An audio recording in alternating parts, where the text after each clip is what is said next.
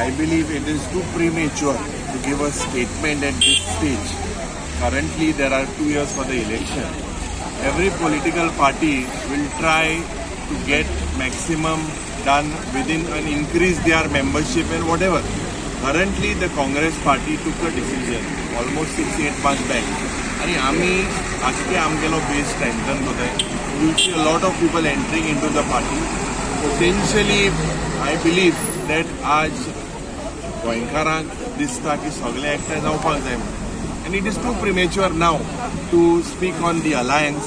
But I am hopeful the way we fight in the assembly that the opposition unitedly move as one front. I am confident that it is going to happen in the interest of the state of Goa. Things have to move in the interest of the state of Goa, and it is my duty as opposition leader to make sure that all these opposition MLAs take a decision, and I am confident that the decision has to be in the interest of the state. We cannot think of our selfish needs. And म्हाका दिसता आतां comment करपाक it is absolutely premature to make comments like that.